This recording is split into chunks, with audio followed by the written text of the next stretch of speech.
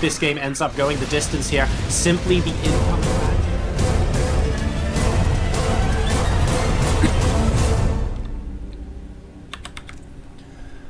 Ladies and gentlemen, boys and girls, welcome to the ASUS ROG Qualifier. If you're wondering how quickly this was set up, I even have the standard StarCraft 2 overlay. I haven't even downloaded GameHeart, because that's just how quickly we've had to put everything together right now. Spawning in the top left position is the purple Protoss player representing property. It's StarNaN.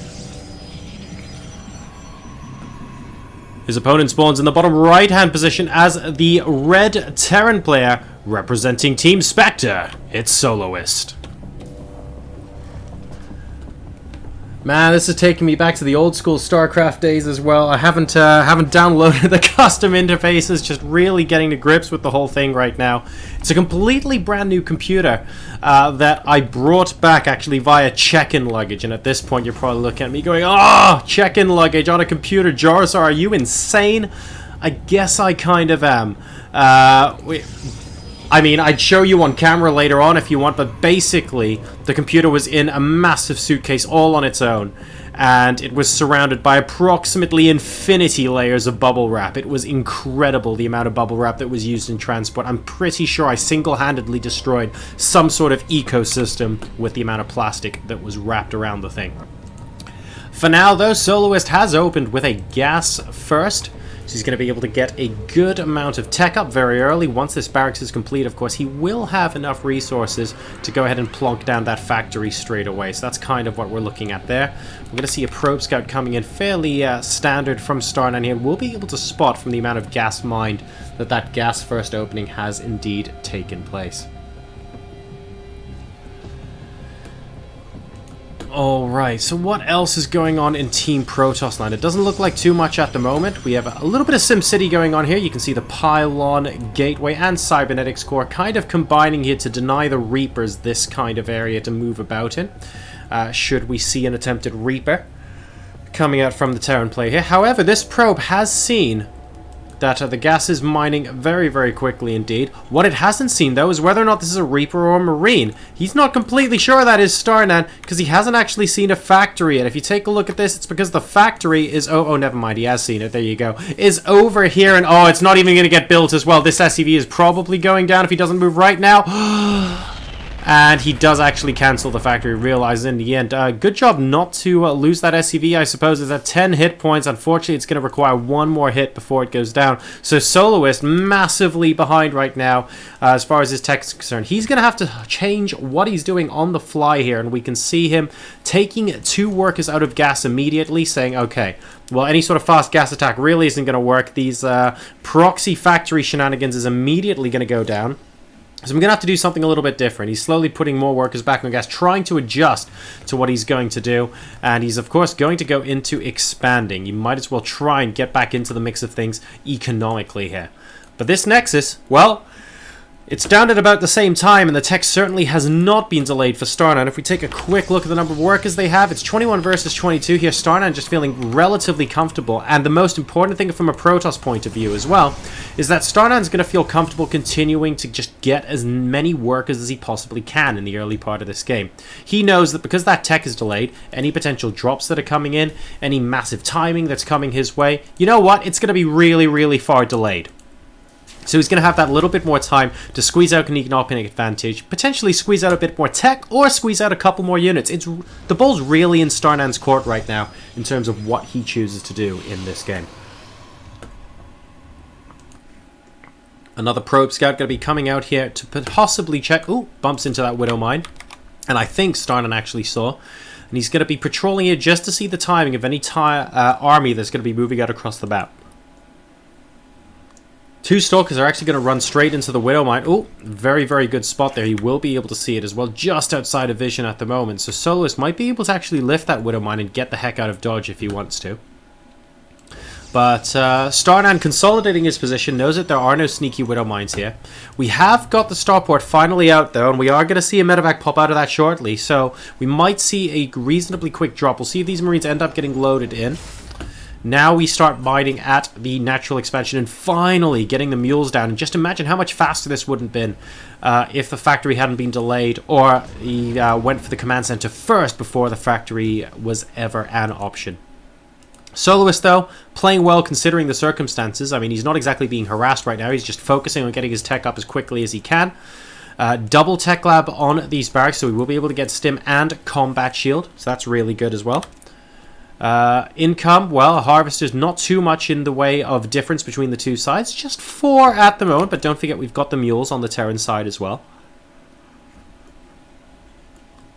And we have actually got, wow, we've got Concussive Shell on the way for us. So potentially very, very aggressive coming out of Soloist. But I actually wonder if he can sustain this in the short run here. We have a single medevac with those 3 Marines trying their best to get in here. Let's take a look at the number of workers killed. Just the 1 so far. So not an awful lot going on from the Terran player's point of view. And an observer is actually going to be with this army as well. If he's watching the medevac, he will be able to spot that. He's coming back now with a Widow Mine as well. The Stalkers actually see that. They're moving out. Do we have any defense here from the Protoss player? StarNaN at the moment, not that busy actually in terms of looking after this base. He has got the photon overcharge active though, and this medevac is going to have to wait until it pops in. The observer is going to be shadowing it, so he knows it's there.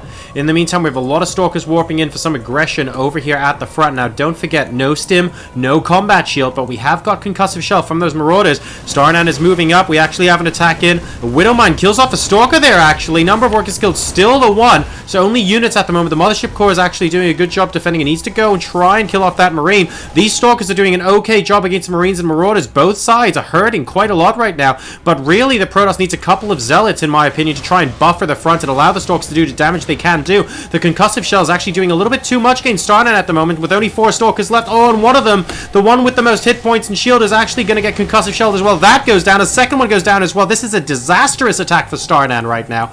And yes, he defended against the drop. Look, total number of workers killed 2. Not bad considering there was a Widow Mine and a bunch of Marines there, but really, StarNaN completely botched the attack in return, so both sides having, I want to say a couple of boo-boos there, to be perfectly honest, early on in this game.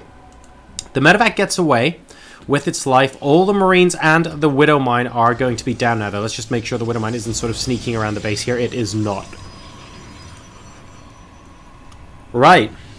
So actually, I think we're in a position where Soloist, with that concussive shell first, very, very aggressive kind of upgrade style there, is going to be able to take the upper hand here, dare I say. And it's not because he researched concussive shell first and he was a genius and won the game like that. It was kind of, to be honest, because StarNaN moved into him. StarNaN had a good number of stalkers here, and taking that engagement without some Zealots to buffer the front, you know, no sentries as well for force fields, meant that, I don't know, Marauders with concussive shell do tend to absolutely rip apart stalkers, and that is basically what happened there. Immediate photon overcharge going down on the Nexus. It looked like our Terran player Soloist was trying to think of whether there might be a way to come in here and snipe off the key Nexus there at the natural expansion, but opted not to. So Soloist at the moment, I mean, he's standing at 95 versus 76 supply, looking fairly chilled out. Number of workers still reasonably even between the two, but we're starting to look at a third base here by the looks of things for Soloist.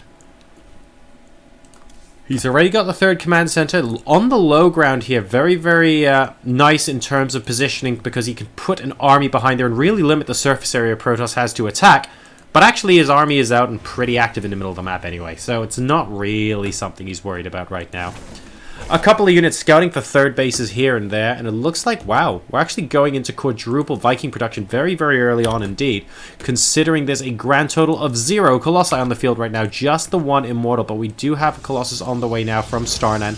Additional gateways going down as well. Has StarNaN scouted the double starports? Nope, not a sausage. I kind of get the feeling that if StarNaN had an observer in his opponent's base right now, he could have an opportunity to scout all of these Vikings that are coming out now, stop Colossus production, and sort of focus more on the kind of Immortals, potentially going into Storm composition as well. And I say that because I feel like he has enough time right now. He's the only person doing any harassment right now. There are no medevacs on the minimap that I can see.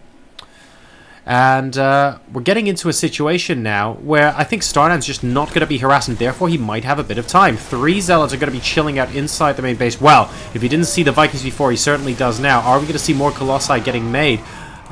Looks like we are for the moment. We have a scan coming down here at the third base location just to check out what the army composition is. He's only going to see the one, now seeing the second Colossus at the end of that scan. Not an awful lot, to be perfectly honest, and that's going to be very interesting indeed. Soloist now moving out to take his third base as well. The Nexus for StarNaN is nearly complete. We have had the triple mules coming down for a little while, and triple SCV production is going to be very, very useful indeed.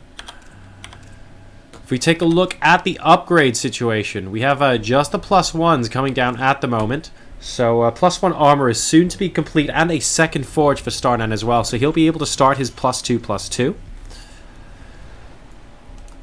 Slowly going for the +1 armor as well from the Terran point of view. Definitely the larger army here, looking like a pretty scary death bowl in the middle of the map.